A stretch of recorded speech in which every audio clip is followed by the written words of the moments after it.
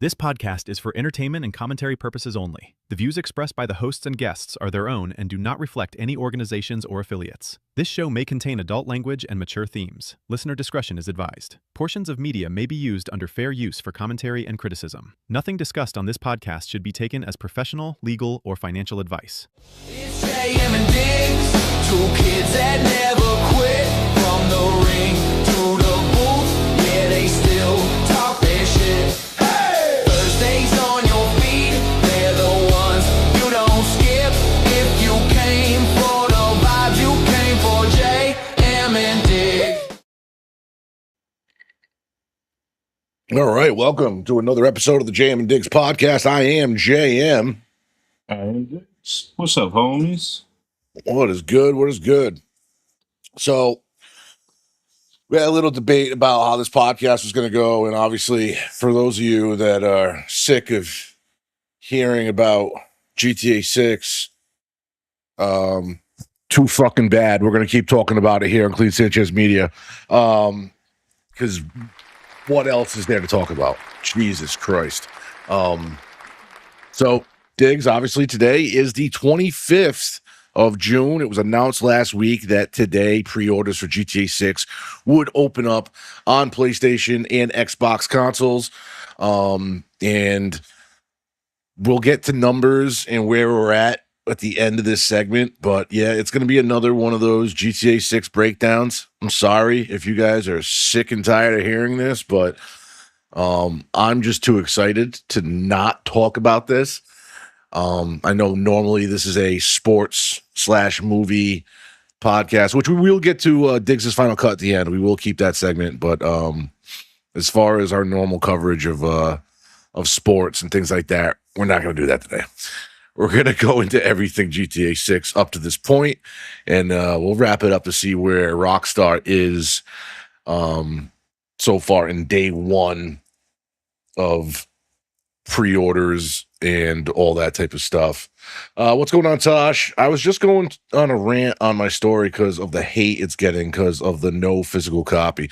Yeah, we'll get into that. But first things first, the editions were released, and you know it's funny. All week before the launch of the official pre-orders today, we were getting so much fake news. If it was from TikTok, Instagram, Twitter, YouTube, all the clickbait out there, all these elaborate price systems these people came up with and made up on their own, and people were falling for it.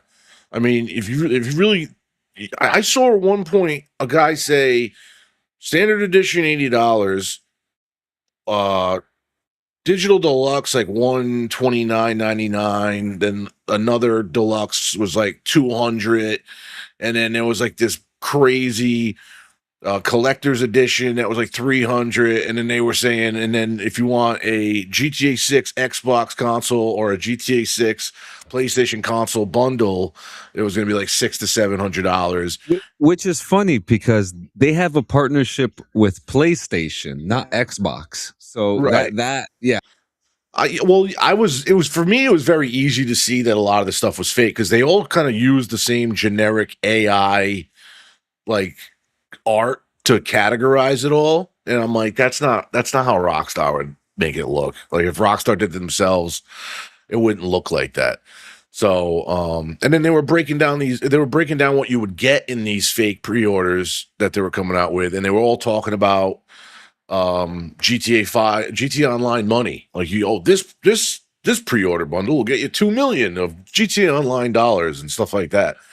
And I'm just like, well, where the fuck that come from? There's been no announcement of GTA Online. So where did that fucking come from? So I knew a lot of this shit was fake.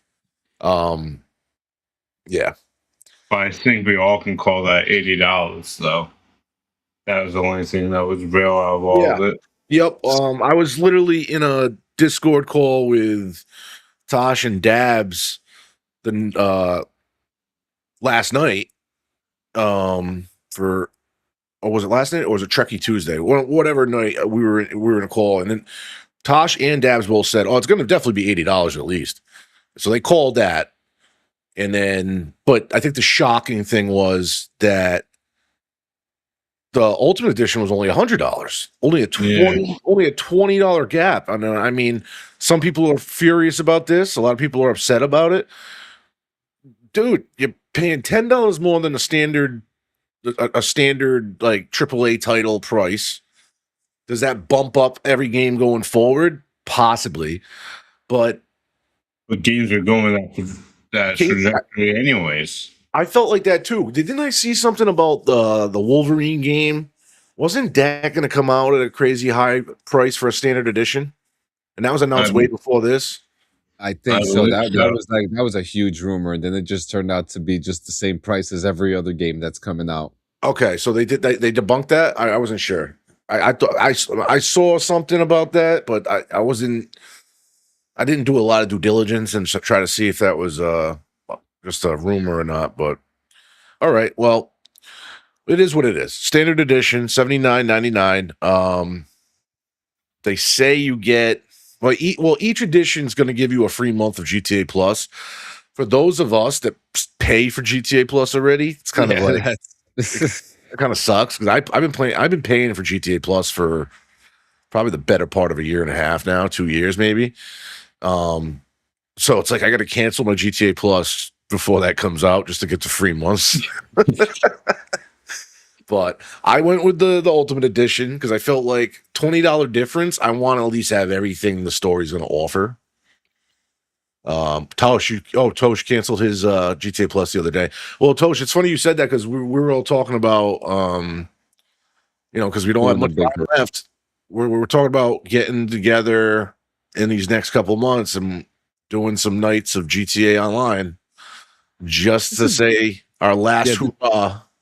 This is actually the time to get out that content too. Like right now is the time to start getting out that GTA content. Right. Tosh is still down. He don't care. He don't need GTA Plus for it. Very true.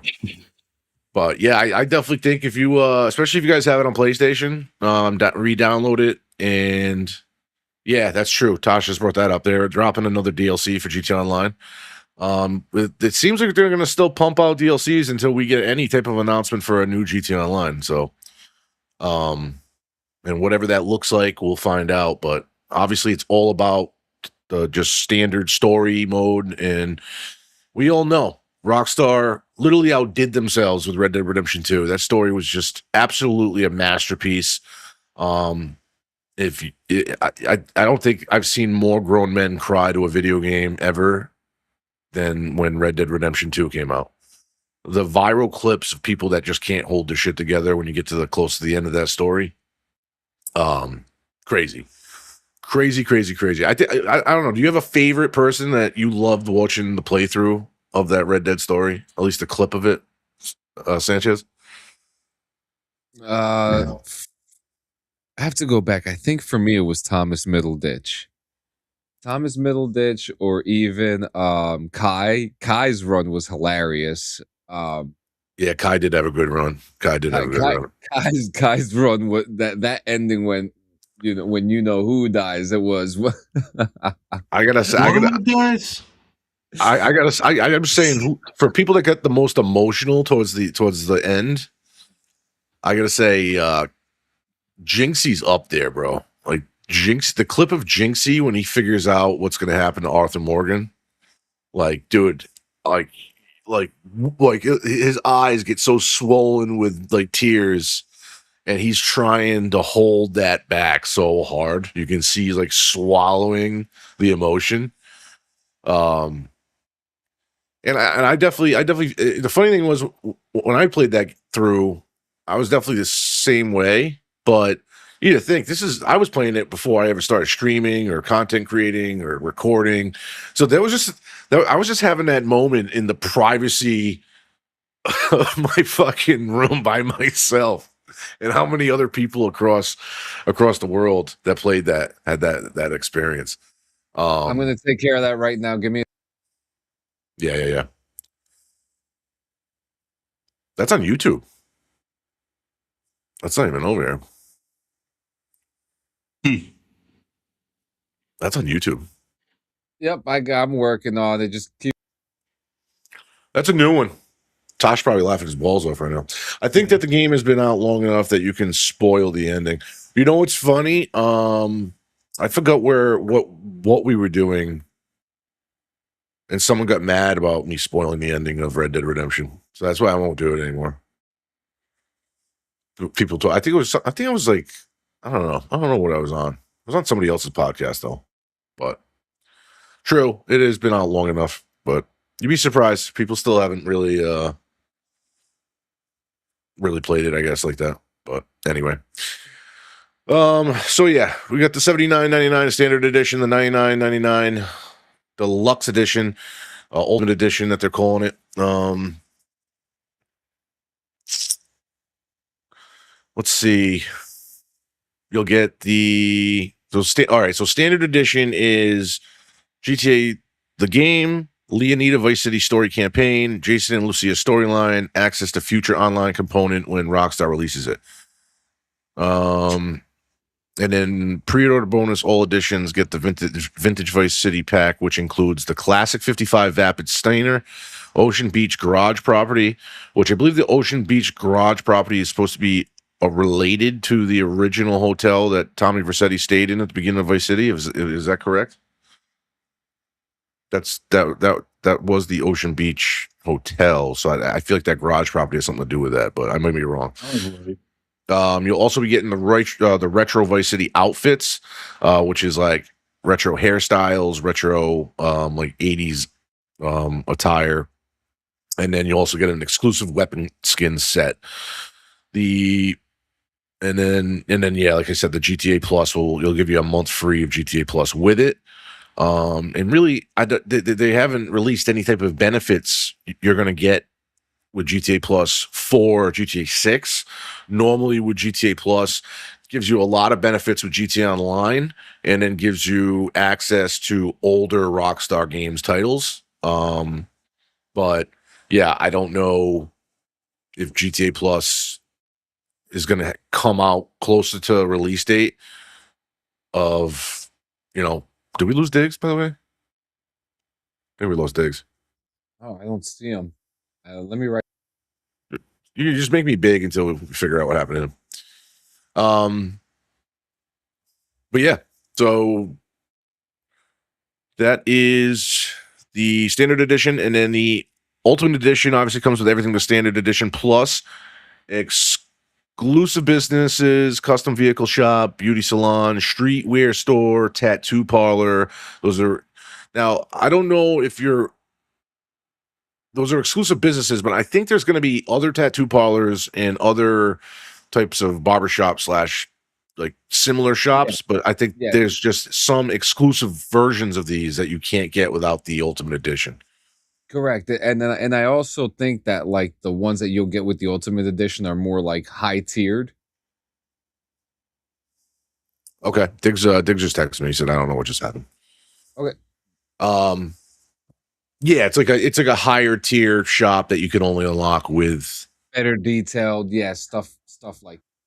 Right, exactly. So, all right, exclusive content, premium vehicles, weapons, clothing, character customization items, and special missions, additional quest lines, gang compound raid missions, and classic car restoration missions. There are exclusive. These are all just exclusive to Ultimate Edition owners. Okay. And then, here we go. Big controversy here. Physical copies.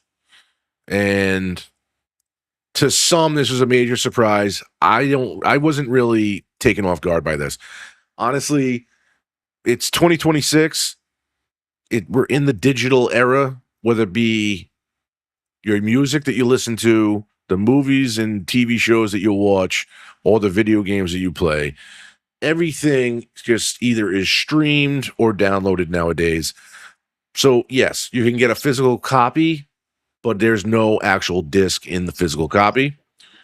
You're really just getting the case. You're literally just getting the box. That's all you're getting with the actual cover art. So inside of it is just going to be a download code. So you're really just buying it to have the physical case. So People are super, super mad about that.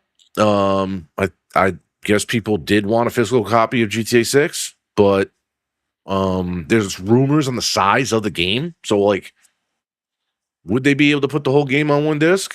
Who knows, you know? And maybe that's, yeah, and then maybe that's what Rockstar didn't want to go through that process. It's probably just easier to download it straight, you know, straight off the internet. So, welcome back, Digz. So, someone losing my internet acted up. No, you're fine.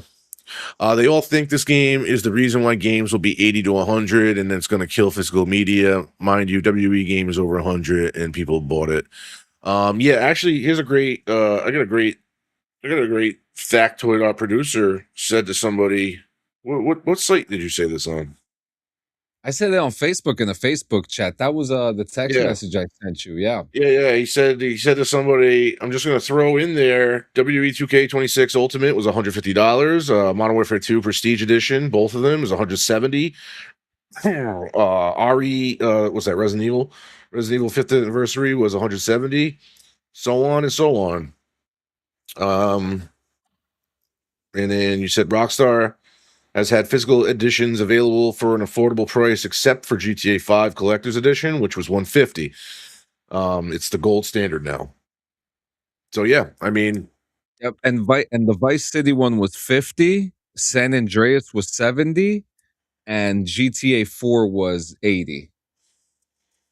And how come no one? Here's one too. Let's talk about Madden being a yearly release title, and NBA 2K also being a yearly release title. And the price of those maxed out editions are well over $100. And those games still expect you to pay a lot of money in microtransactions as you play.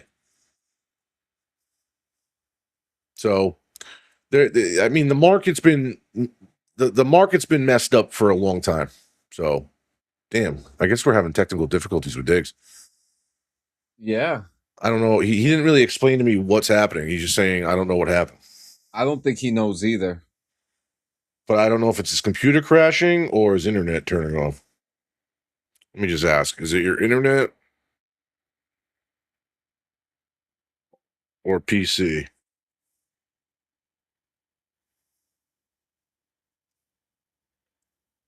Whatever. The show must go on, buddy.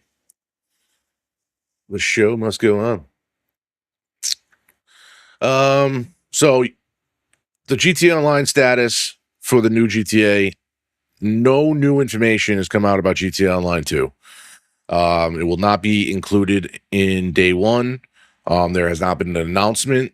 There hasn't been anything, any shape or form announced about the new GTA Online. So, Digz, what is it? Your internet or your PC? My internet. All right. And you just got a new box? You just bought a new box? That's crazy. I have not had this issue at all. Until now. Yeah, you started roboting. At first, I thought you were disconnecting. You started talking. I started going into it. I'll burn Verizon down to the ground. I'd burn them down to the ground, bro, for what I pay. So anyway, we had a pre-order. I pre-ordered on PlayStation Store. You can obviously do it on the Xbox Store. Does this say you can pre-order on the Rockstar Games Newswire? Is that what you put in here, Sanchez? So you can go straight to Rockstar Games and pre-order it? Yep. Okay. But it leads you to PlayStation. It leads you to PlayStation or Xbox anyway, or it tells you to go to your retailer. I would figure, because you have to link it to your account, otherwise you're just grabbing a random pre-order. And then retail, you can pre-order it at GameStop, Best Buy, Walmart, Target, and Amazon. If you want the physical box pre-orders, that's what we're calling them. They're not physical copies; they're physical boxes. Boxes. So, let's see. 22 new GTA 6 gameplay details. Gameplay and open world breakdown. Gang compounds appear to be a new active type. One of the locations revealed is the Pit Youngin illegal goods store, described as a gang compound. Rockstar says players will raid the compound. of one of Southside Vice City's loudest and most socially active gangs. I'm sorry. And yeah, this picture right here is pretty cool that Sanchez has up. You can see it's like a gang, but you can also see they put a lot of emphasis on social media content. The dude filmed. I wish I could zoom into this guy back here. There's a guy on the back rear. He's wearing a Los Santos hat, and obviously it's not. He doesn't look tall enough, but people think that's Lamar. Yeah, Lamar is really tall, so he would stand out. Now, we do always kind of see some crossover characters from the last game. Usually, though, they're not main characters. So I could see a Lamar visiting Vice City, but do I think I'm going to do I think we're going to see one of the big three? I don't think we're going to see Michael. I don't think we're going to see Franklin. I don't think we're going to see Trevor. And I think the reason why, especially Michael and Trevor, are probably more likely to get Franklin, if any of them, because of the options on how to end your story of GTA 5. Because you can either kill Trevor, you can kill Michael, or you can keep all three alive, depending on how you want the ending to be. Choices A, B, and C. So they might not want Michael and Trevor to be in there to give the player a sense of their last playthrough of 5 affects the start of the playthrough of 6. So that's why I don't think we'll see them. But then, like, you know, there's a lot of lore we can get into with how GTA Online kind of changed the narrative of those choices over the last 10 years. With, you know, we did see Trevor in the online missions. We did see, obviously, Franklin. And then recently in the mansion update, it was the return of Michael.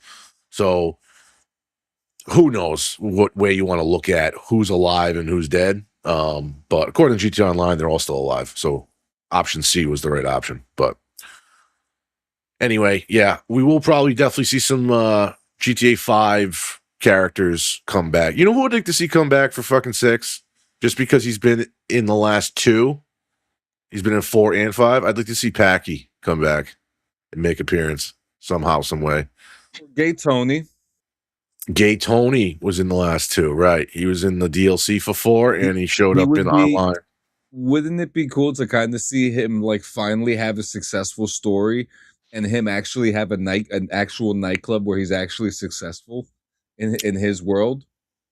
I mean, yeah, I can see that. That would be interesting because, like, obviously nightlife is going to be a huge part of this game. So Gay Tony being around the clubs would make a lot of sense, but that's also open opportunity for them to introduce new characters. So we'll see where they go, what direction they go in with that. But yeah, that's a good one too.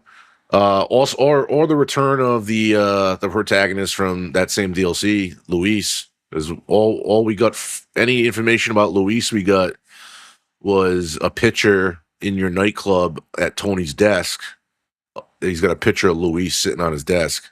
That's the only Easter egg you get about that. Luis is still alive. So it'd be cool to see him come back. I thought he was a really cool character. Gay Tony would have to fit the storyline of the new game somehow for that to ever even happen. I mean, him being a nightclub owner makes sense. It's just, you know, obviously he was a big owner of the clubs in Liberty City. Online, he tries to expand over to the West Coast in Los Santos. Does he go back to the East Coast, to the South, to try to expand into Vice City? That's the question, really. I think see that happening. Yeah, I think it would fit. I don't think it would have any, like, it would do any damage to the storyline. It'll be a small little part. Yeah, I think it would be a small cameo. I don't think we'd actually get a big part of the story with him.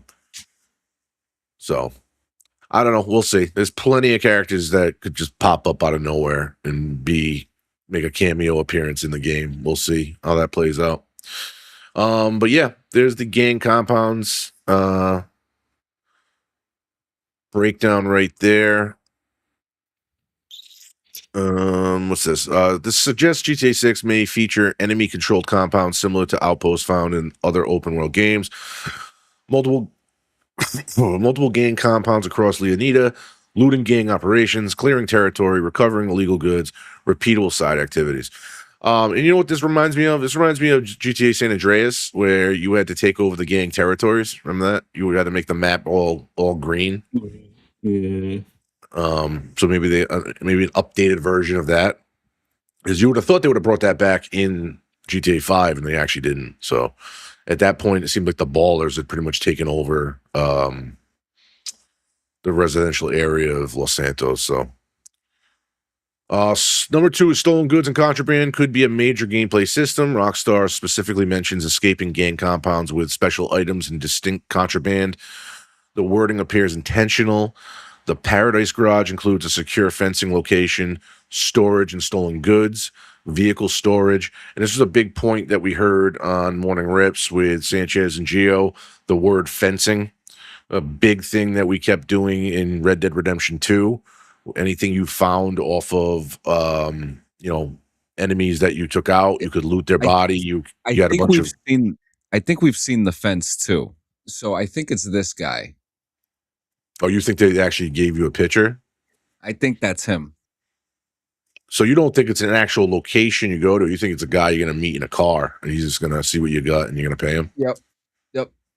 Okay, that'd be real different, but real realistic. Real realistic. So you think like in this picture, Lucia like stole that and she's just trying to get money for it? Yeah, I mean, I don't think that's Lucia. It does look like her though, because there's a lot of tattoos on her. We've never seen Lucia with all those tattoos, and Lucia usually has a boxing necklace on. And yeah, but boxing necklace here. Well, I think you could understand though, with all these new images that have come out. Yeah, it could be anything is possible. Well, there's a whole customization element to these characters now. You're going to be able to change their hair, their clothes, their tattoos. Like they obviously have announced that, so that could be a person's version of Lucia, and right there, like I wouldn't even know that's Lucia if I didn't know they were trying to push the merch. You know, it does look like Jason, but like Lucia looks totally different in that photo. But anyway, so where were we? Potential sources of contraband would be gang compounds, heists, home invasions, vehicle theft rings, smuggling operations. You know what's left off this? Potential sources of contraband. What if it, like in Red Dead Redemption, you take out like a computer generated player and you can loot them still? What if that's still a big feature in the gameplay? Like they're down on the ground, you run their pockets, they got some stuff on them that you can keep and sell. Mm-hmm. That was a big part of Red Dead Redemption. That was a big part of it. Yeah, this feels far deeper than simply selling random stolen cars in previous GTA games. Yeah, and I can agree with that. Which I'm sure that's still going to be a feature as well. I'm sure stealing cars and finding someone to buy them is probably still going to be something as well.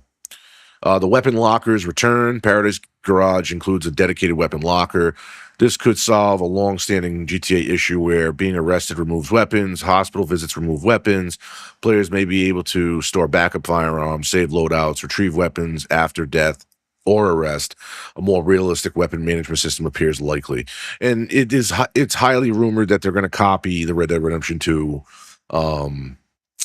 management of weapons, where you can only carry so many weapons with you. You're not going to be able to pull a fucking rocket launcher out of your ass when you're carrying 16 ARs. I don't think that's going to be the case anymore. I think the weapon wheel will disappear, and we will see a more realistic version of this game. You're going to have to decide what to bring with you, and then you're only going to be able to fit so many weapons in the vehicle you're riding. I feel like if you have a motorcycle, well, then you can't carry the same weapons you'd be able to if you had a car with a trunk. I think that's all going to be relatively just like difficult decisions for players to have to make before they go out into the fucking city. You know what I mean? How many weapons do you think you'll be able hold? Well, you know, in the Two, trunk of three. it, I think it would Like be in person, like when you're doing a mission. so. Well, if you look at Red Dead Redemption 2, you could carry 2 rifles and 2 handguns. Now, that might be pushing it though, because if they get realistic with it, because we know Rockstar likes the attention to details. Well, if you're Lucia and she's wearing a mini dress, is she carrying all that shit?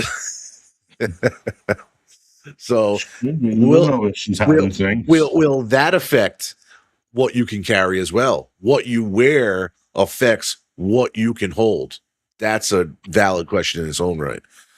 Yeah, but who's going to want to run back to their car to grab a weapon? Well, it's the immersiveness of it. You know, you get a weapon, you have enough ammo on you.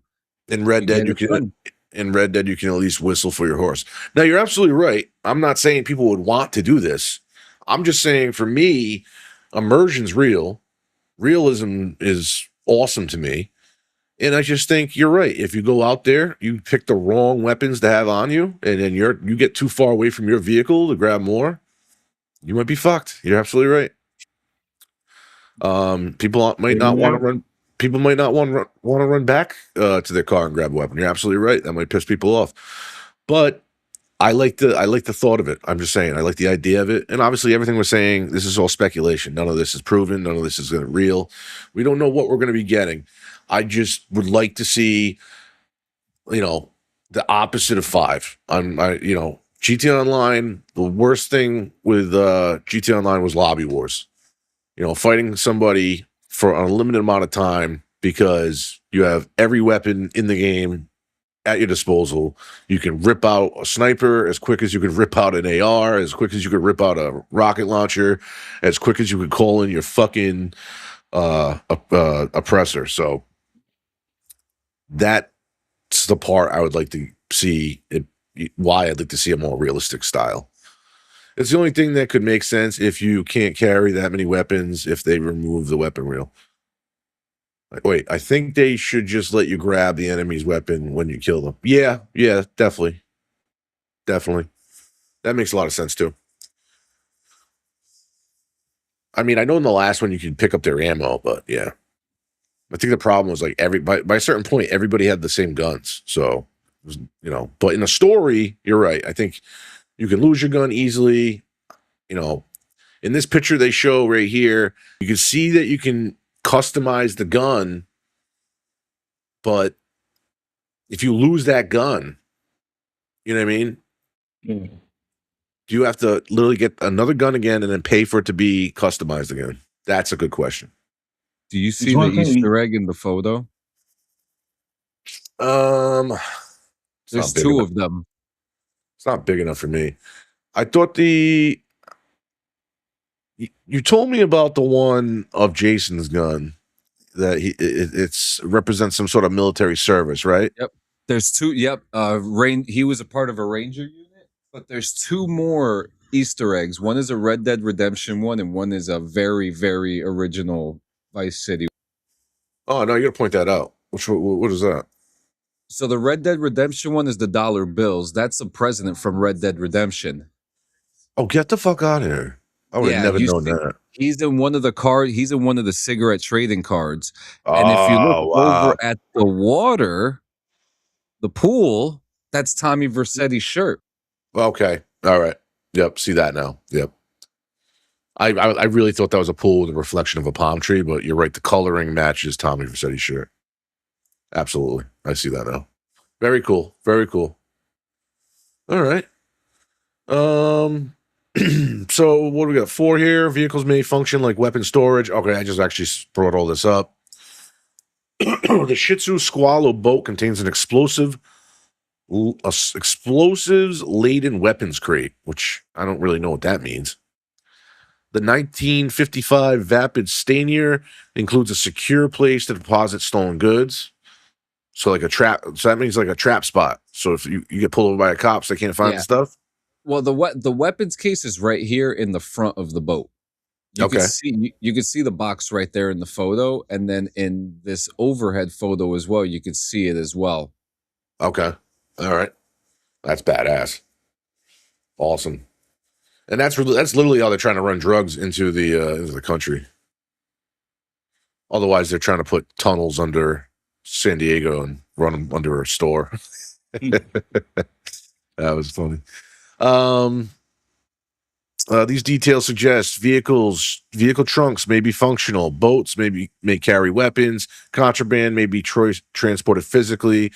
This sounds very similar to how weapons were stored on horses in Red Dead Redemption 2. If true players may no longer carry 20 plus weapons at all times, like we just said. Phishing appears to be confirmed. I've seen that on multiple different platforms that they're saying that too. Potential systems could be phishing activities, inventory management, cooking, selling catches, and side missions tied to phishing. Also, there's going to be a big hunting aspect. We know that. Big hunting aspect. Scuba diving returns. The Squallow boat obviously includes visible scuba gear, underwater exploration, treasure hunting, shipwrecks, hidden collectibles. There's a great picture right there of being on the boat and seeing the dolphins. How you can interact with different animals is going to be kind of cool because scuba gear is right there too. Yep, I see it. Yep. And I wondered, and like I said to you when I said to you yesterday, I was like, how cool would it be if you can just like get into the water with a dolphin and grab onto its fin and it pulls you? How cool would that be? That'd be fucking cool. You think they're going into that much detail? Dude, a $2 billion game. I hope there's some crazy details that we didn't think of. You know what I mean? I ran into a whale in GTA 5 today. I don't know. That's enough for me to show me that they're going to do something with the dolphin. I didn't even know those. I don't remember whales in GTA 5. Yeah, they hit the submarines. They like bump into them and crash into them. I don't remember seeing. Wow, that's something I do not remember seeing in GTA 5. A fucking whale. I've seen plenty of sharks. Yeah, go with All Night tonight. Jump in my submersible car, and I got you. All right, bet. Down. All right, let's try to get through this so we can get to Digz' segment. It's fine. Take your time. No rush. Where were we? All right, so 7. Kayaks, dirt bikes, and mud club activities, which was like one of the biggest things people were talking about in the first trailer, was the all the people mudding and partying. Jason's safe house contains the Crest kayak and the Dinka Enduro dirt bike that I think there's. All right, so there's the safe house that you see right there, and then he just had the dirt bikes up, and there it is. So that's pretty cool. The Dominator buggy description references Mount Calaga, backwoods trails, and mud club activities. And I really enjoyed Gio's breakdown of trying to understand, like, how does the mud hit the vehicle, and is it just a pier? Do you actually physically see the mud attach itself to the vehicle? Man, I'm losing my voice. So yeah, a lot of questions there. A lot of questions there because yeah, you can see the splashing right there. As it's driving, it's getting dirtier. So it'll be interesting to see how much different, because in the past GTAs, the car just starts to randomly get dirty. You don't really notice it. It doesn't look realistic to a degree. But and then the Mud Club appeared briefly in trailer 1. So I don't know if you can go back and find those photos. Yeah. Well, those guys there, I think they're in the swamp. Yeah, those they're dirt. They're literally dirt or mud racing right there. Yeah, this is the Mud Club. Yep, that looks pretty cool. But in the trailer, they were just ripping tire in the mud with like pickup trucks and shit. So that was cool too. So possible activities: off-road races, most likely because they're in every other GTA. Mud bogging, which would be brand new. Trail riding, which we've seen before in other versions of GTA. Club events and vehicle challenges, all very possible activities that we've seen versions of in the previous GTA games. Number 8 is the Barn Find Style Classic Car Restoration. The Ultimate Edition includes a special commission. Players track down abandoned classic vehicles, restore them, and build a collection. This sounds extremely similar to Forza Horizon 5 Barn Finds. Could become one of GTA 6's major side activities. This is the guy that you go to, Hyman. He's going to be... Wyman, not Hyman. I'm sorry. Yep. And he's going to be the one where you're going to want to find cars and restore with him. Gotcha. And yeah, some of these cars, they look familiar. We've seen them in GTA 5, definitely, but definitely a cool concept. Obviously, it's Grand Theft Auto, so vehicles will always be a big part of these games, no matter what. How to do things in new ways, that's going to be the toughest thing for Rockstar to figure out. Like, how do we include new things to do with vehicles when we've pretty much done it all? So, but yeah, vehicle customization is always the first thing that people want to know. What's new about the customization this time around? As they kept updating the customization for vehicles on GT Online they just kept updating it. So, be interesting to see what GTA 6 has to offer. Rockstar confirms exterior paint, wheels, off-road kits, interior customization, and cabin upgrades, which not so much of a flat 2D interior anymore. It's safe to say that we're going to be getting a more three-dimensional interior customization option this time around. So very excited for that, because if you go into first person in any car in GTA Online right now, yes, you can customize some of the colors and some of the gauges and some of that stuff, but it's just, it's kind of rinse and repeat at a certain point, and aesthetically, it's not crazy overwhelming. So, and then the Retro Build mod kit suggests pre-built vehicle packages, complete themed builds, and new, easier customization options. So customization appears deeper than any previous GTA before. Yeah, look at that fucking thing. That looks like some shit that like little Bow Wow would fucking drive in Fast and Furious Tokyo Drift. Remember he had the Hulk fucking vehicle? It was like it was just there to be there. And I love this picture too, because it shows two people working on the car. Very realistic to me. Usually you bring a car to a shop, you're not going to just see one guy working on like modifying a vehicle. You're going to have a team to work on it. So I like how you see more than one person working on the car at a time. Just that, those little details for me, man. That's all I'm looking for. Safe houses and character customization. Jason's house is officially a safe house. Rockstar directly refers to Jason's trailer as a safe house. Likely features saving, sleeping, weapon storage, vehicle storage, inventory management. Also, I'm gonna guess you're gonna be able to watch television, because they kind of talked about a entertainment character in the game that has its own TV show. So I'm guessing watching TV is back in GTA 6. So that'll probably be something else you can do in your safe house there. Massive character customization. Why not? Jason, hairstyles, facial hair. Lucia, hairstyles, painted nails, makeup. Both appear capable of getting jewelry, earrings, accessories, clothing combinations. You can have the two match each other in some situations. You can have them look total opposite. There's the possibilities seem to be endless for this Bonnie and Clyde duo that we're about to be introduced to. So, and then of course that also adds to what we were just talking about with that guy, where I said that picture looks like Lucia. Tattoos are more detailed than ever. Electric Fang Tattoo offers 50 plus tattoos, design created by the Real World Art Collective Fail. And this continues Rockstar's trend of bringing real artists into the GTA universe. And I think that's why you thought Lucia was unrecognizable in that other photo. I just think that was someone's customized Lucia in that photo. That's what I think.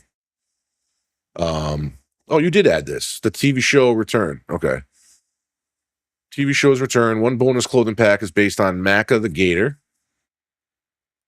Do you have a photo for that? That was him. Okay. Fictional Leonida television show that strongly suggests working television's return, new parody shows, expanded media content, just like previous GTA games. Also, I want to see if we get like new episodes of some old GTA shows. That'd be kind of cool too. Are you getting one in particular? Fucking what's the dude's name? Infinite Rage. Yeah, Infinite Rage and the Space Ranger one. The Space Rangers. Yep, they're fucking hilarious. Stupid comedy, but fucking hilarious. You sit there and actually watch it. But yeah, I'd like to see that. All right.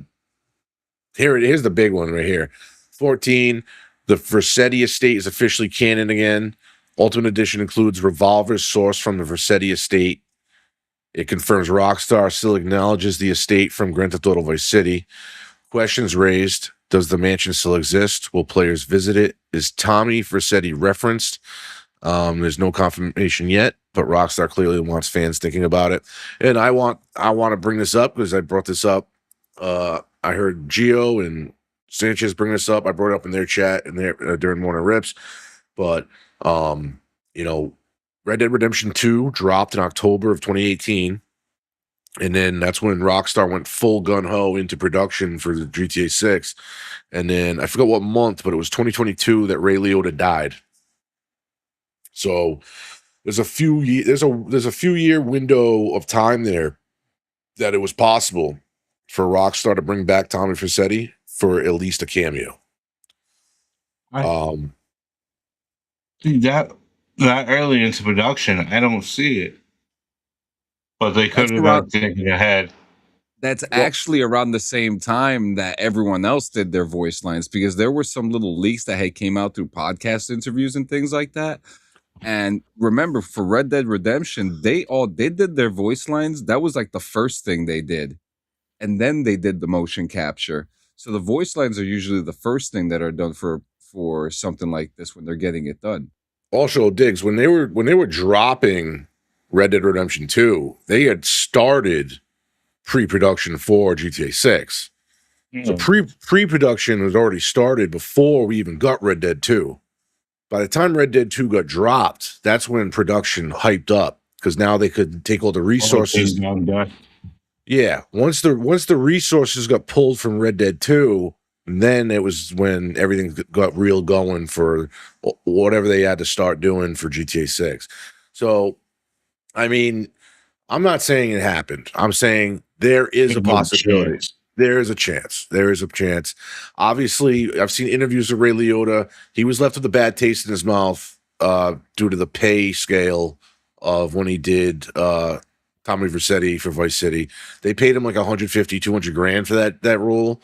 And then when he realized how much money Vice City made, he felt slated and he felt disrespected. So what money would it have taken to get him to come back, even if it was just a cameo? Could I also add in that the original release date for GTA was Ray Liotta's death date? Wow. Interesting. I don't know if that was planned, but that's interesting.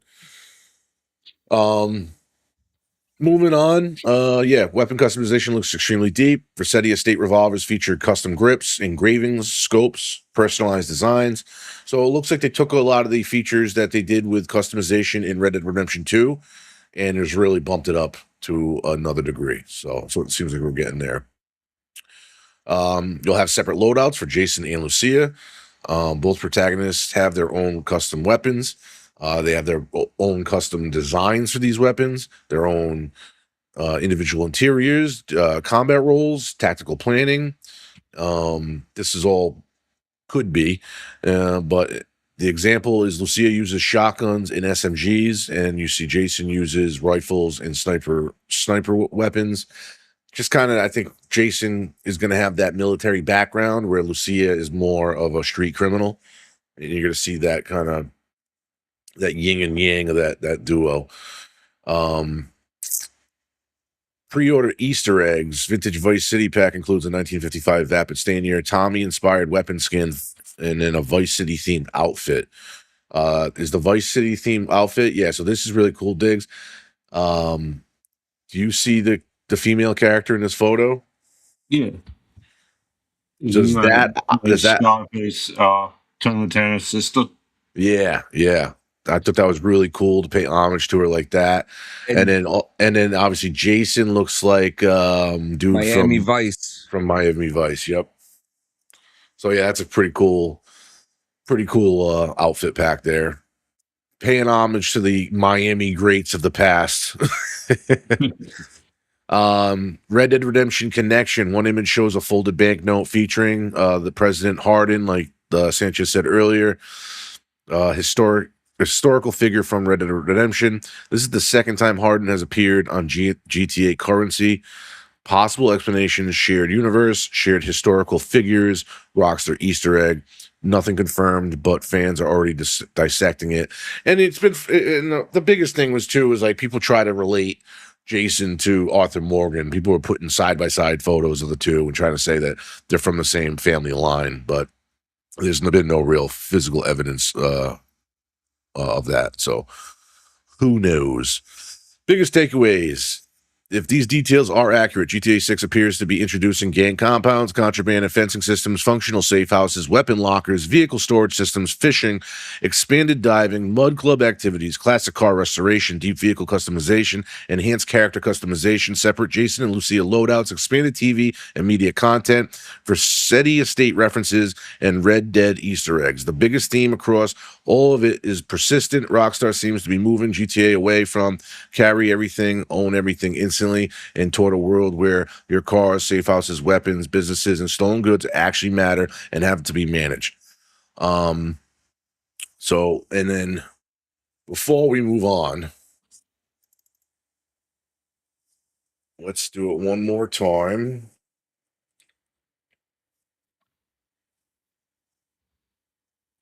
So there has not been any crazy update to it, so we'll just say it here. So as of let's see when this report actually jumped out. What time did this report come out? I don't even have a time. But anyway, so for right now, guys, it's said that GTA 6 has surpassed 39 million pre-orders worldwide inside of the first 24 hours today. And these early numbers translate to an approximately $3 billion in generated revenue on day one of pre-order availability. So if this game truly cost them $2.3 billion to make, they made their money back in pre-orders on day one of pre-orders being available.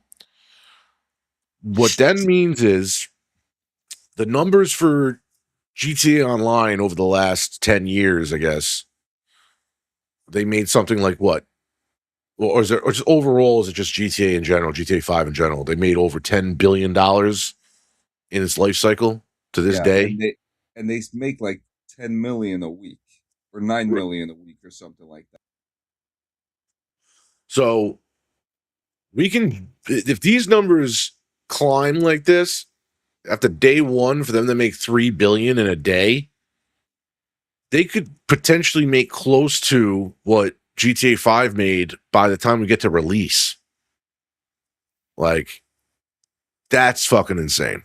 And then we haven't even got an announcement of what the new GTA Online is even going to be or look like. We don't even know. So the numbers are already astonishing.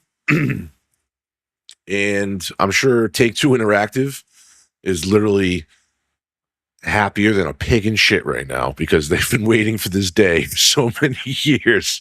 And for them, especially the CEO there, because he's been wanting this to be on their books for how long now, Sanchez? He's been wanting to open up his mouth about this for a couple of months now, and he's been very vocal. Yeah, that's saying a lot. He's probably been having a lot of like discussions with the Rockstar heads, like you gotta shut your fucking mouth, dude. Yeah, so I just got a couple things for you before you finish up. So apparently this license plate here says Gloriana on it. When you zoom into it, I can't zoom into it from here for some odd reason, but people think that Gloriana is Georgia. And then the last thing that I got for you is that here, there's a poster here that says "Say sorry, be Vice." So this poster is a parody of a protest poster that someone brought. What I believe it was one of the former Rockstar employees, and they made their own version. And the original one says "Say sorry, be nice," and this one says "Say sorry, be Vice."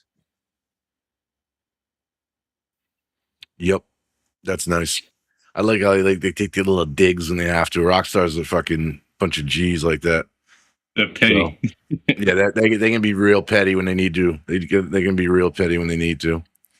But yeah, man, exciting times. Like the coolest thing was to see after I pre-ordered it this morning. You officially get that countdown. You get that pre-order countdown. And it's only months away now, so it's pretty cool. So all I would tell everybody that pre-ordered it, enjoy your summer. Keep your mind off of it. You know, it's great we had this excitement.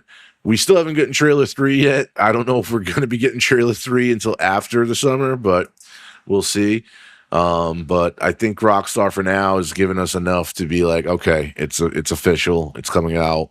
The other cool thing too to note, and I don't know if it's for testers that have time with the game, but you also got to think, because when you pre-order it on PlayStation, it tells you that the download date is the 12th. So almost a week before the actual release of the game, you can download the game.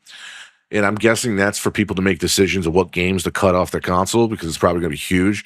But then also I think there's going to be people that have early access to the game, and they're the ones that are really going to be crucial for Rockstar, so they can get all the bugs and patches in before the worldwide release. So, yeah, going to be very, very interesting to see what we get with GTA 6. Everything's still speculation up to this point. Rockstar does a great job of keeping everything under wraps, so it is what it is, but can't wait for that. But enough of the GTA talk. It's time for Diggs's final cut. And what do we got this week, Diggs?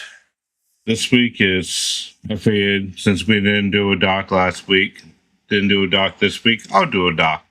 Oh, okay. Sweet. Fucking nice. So I did Smoke and Mirrors, the Tom Savini story. All right. You know who Tom Savini is? Not at all. Go ahead. Tell me.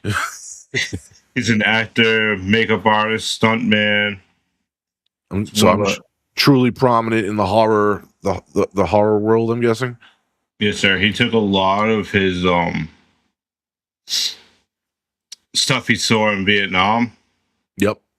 Because he was a photographer for the war, and turned a lot of that, the real deaths and stuff he saw, onto the screen. But Smoke and Mirrors tells you the story of legendary special effects artist Tom Savini, the man behind some of horror's most iconic gore effects. The documentary follows Savini's journey from his experience as a combat photographer in the Vietnam War to become the godfather of gore. It explores his groundbreaking work on films like Dawn of the Dead, Friday the 13th, Creepshow, and Day of the Dead. Through interviews with filmmakers, actors, and Savini himself, the documentary shows how he revolutionized practical effects and helped shape modern horror.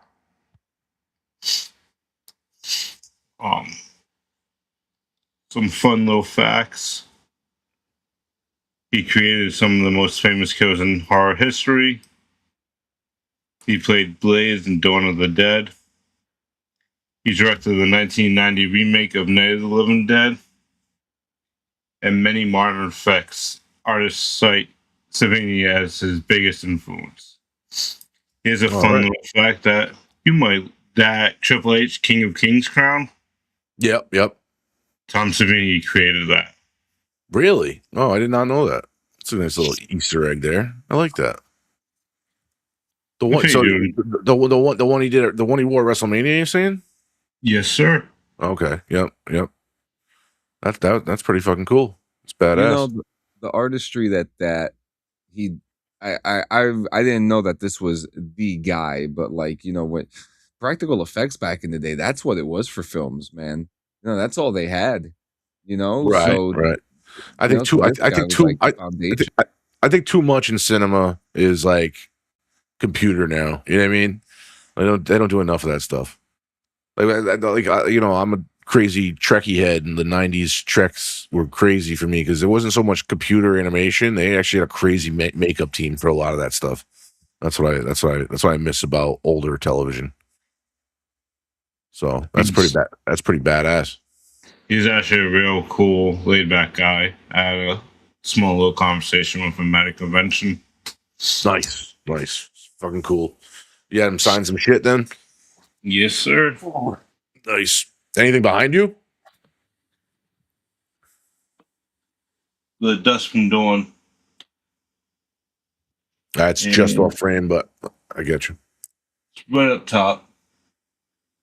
And No, then I'm saying yeah, you can see it. your frame's cut off, but all right. It's right next to the Jason. Gotcha. That's pretty cool. Tosh said also, is this on Amazon Prime? I want to see it. It was on Tubi. I was on Tubi. Oh, that's cool. It's free. Mhm. It's fucking free. And the other documentary I covered, History of Metal and Horror, that's on Tubi as well. Oh, okay. Nice. Whack ass Tubi, Tosh says. I don't mind Tubi. I like the fact that it's free. That's why I like Tubi. I don't have to worry about another subscription hitting my bank account every month. There was another horror documentary I watched this week, but it was more about the 80s horror. And this one's more interesting to me. Gotcha. All right. Well, if you're ready, we'll do Kill or Keep. Let's go. All right. Tom Savini's career story. Keep. Horror wouldn't be horror without him. All right. The behind the scenes horror history. Kill or Keep. Keep. So it's fun learning those little backstories, the fun details you never knew. Yeah, I like that stuff with anything. So I'm with you there. Practical effect breakdowns. Kill or Keep. Keep. It's cool to see behind the curtain and how things get done and made.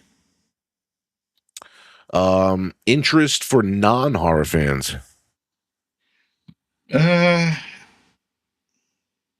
you like documentaries, I think, and you're open-minded, I think you'll enjoy it. But I think most people probably get bored with it. So like someone like me, because I watch a lot of documentaries, you think I'd like it, but if, you know, a regular person you don't think would probably like it. Yes, sir. Gotcha. Love letter to horror filmmaking. Kill or Keep. Keep. All right. And then finally, the final call, the entire documentary, would you kill or keep? I'll keep. If you're a horror fan, this is an essential viewing. It's fascinating to look at the man who helped make horror's greatest monsters, zombies, and killers come to life. All right. So an overall keep for Digz. Toshi adds, it's hard to get who doesn't like horror to get into a horror-related documentary. Well, very true. I'm not a giant horror guy. I do like my versions of horror, but I'm a documentary guy. So really, I don't have there's not a documentary I don't watch. So I think really what we were trying to say there was a casual person that's not maybe a big horror fan or a big documentary person probably wouldn't like it.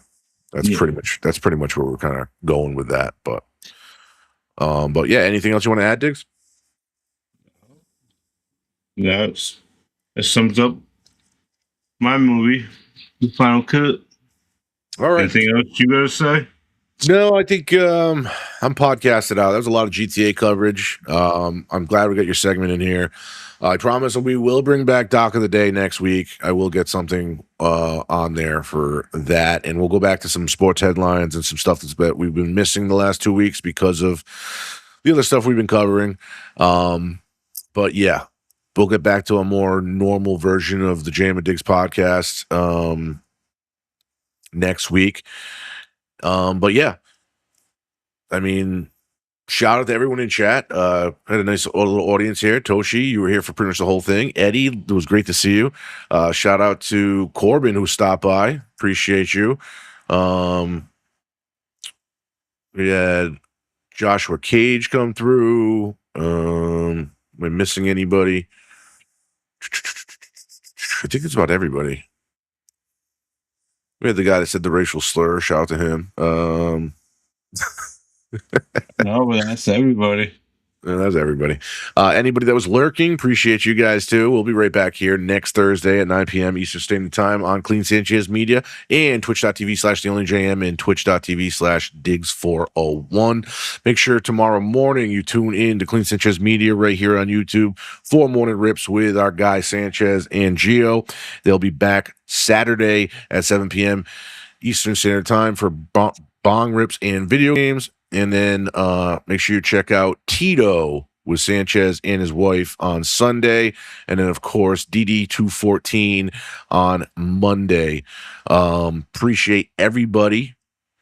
And until next time, smooches. Love you. Later, homies. Two kids that never quit, from the ring to the booth, yeah, they still talk their shit. Hey! Thursdays on your feet, they're the ones you don't skip. If you came for the vibes, you came for JM and Digz. Digz got reels, all the scares, all the gore, driving bloodbaths, late night lore, breaking down scenes, every scream, every twist. If it crawls from the dark, it's already on his list. Local buzz, from the block to the bay, talking hometown legends who still got something to say. From the bar stool stories to the front page hits, same crew, new view, same sarcasm and wit. Oh yeah, it's JM and Digz, two kids that never quit. From the ring to the booth, yeah, they still talk their shit. Hey! Thursdays on your feet, they're the ones you don't skip. If you came for the vibes, you came for JM and Digz. Clean Sanchez in the gut, keeps the chaos clean.